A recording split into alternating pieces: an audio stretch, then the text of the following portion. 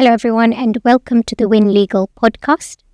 In celebration of International Women's Day, Who WYN Legal have collaborated with several inspiring women who will be sharing their journeys with us today.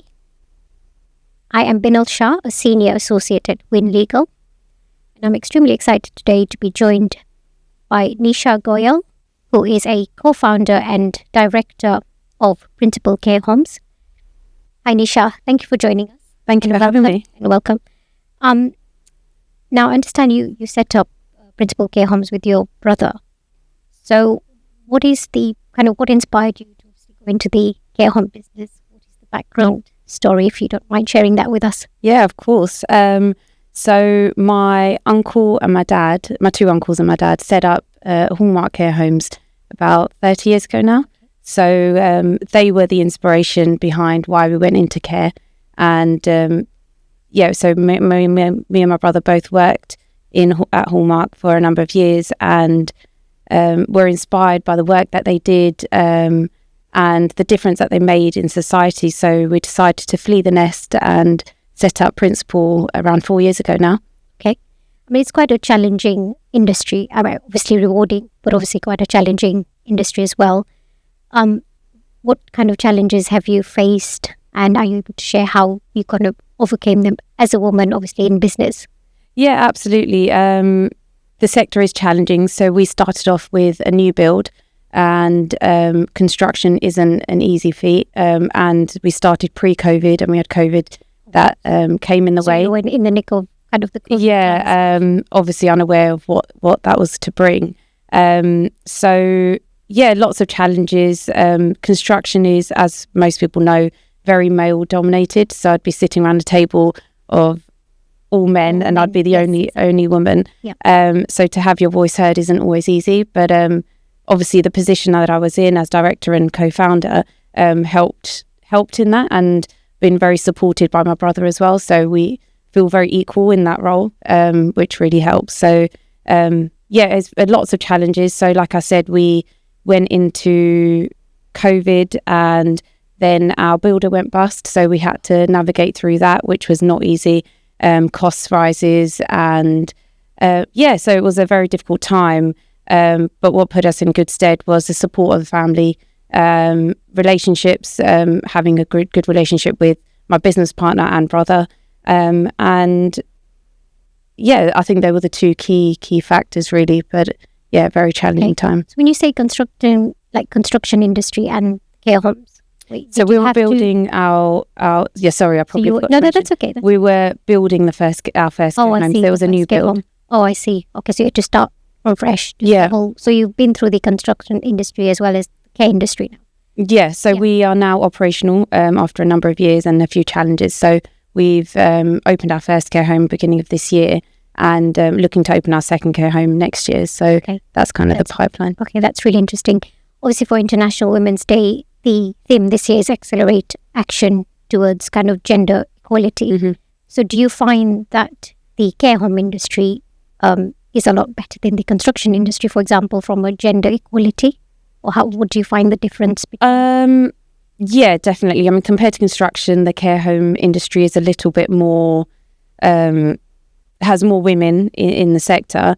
Having said that, I think as you move up into sort of director level positions, it does then become more and more male dominated. So if you look at, say, general manager positions, or actually we have more women working in care homes than we do men, but actually when you go above that, then it does become more male dominated. Okay, so what kind of steps is Principal Care Homes taking to kind of, fill that gap of gender equality? Obviously you're doing really well because you're the co-founder and director of Principal Care Homes, but is there anything that that Principal Care Homes is doing to fill that gap? Yeah, absolutely. I mean, one of our key sort of values and principles is to promote diversity and equality within the organisation and the sector as well. So, I mean, it helps actually having me and my brother. So obviously being a woman, you see potentially in other women, and that there's that natural sort of bias that you bring to the table, that I bring to the table.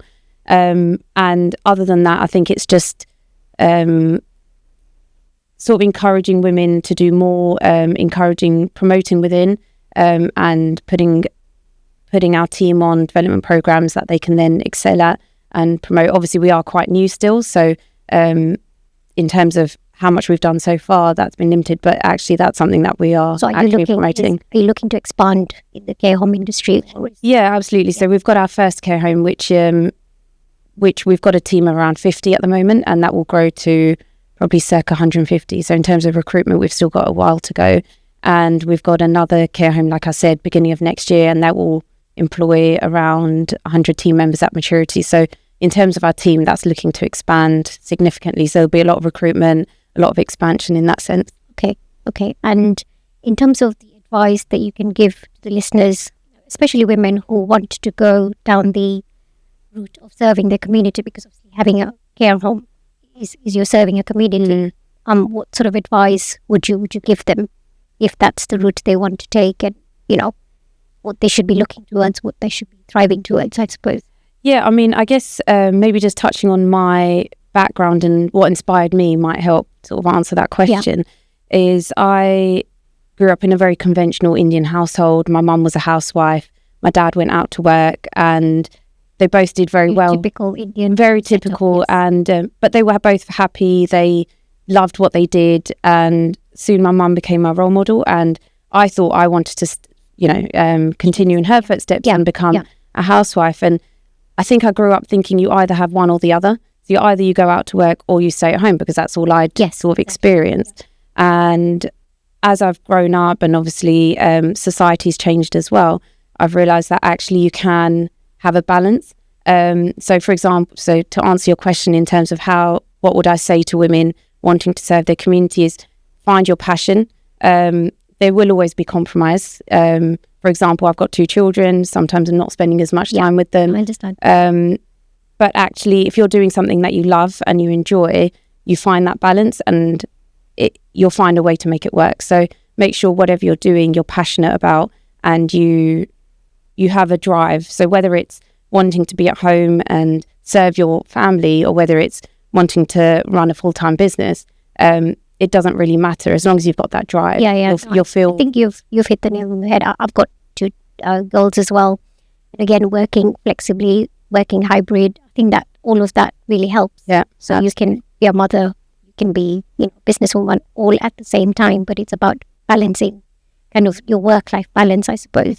Yeah, absolutely. And pull on your network and your support system. And I'm lucky enough to have my parents always supporting, and my children go to nursery, and there is that level of guilt that sometimes you have. But if you're doing something that you really feel passionate about, and for example serving the community, I think your children would be inspired by that. So that helps sort of reduce that guilt as well. Completely agree.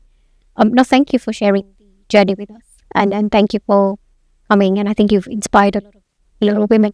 No, thank you for having me. Thank you. Okay. Thanks everybody for watching.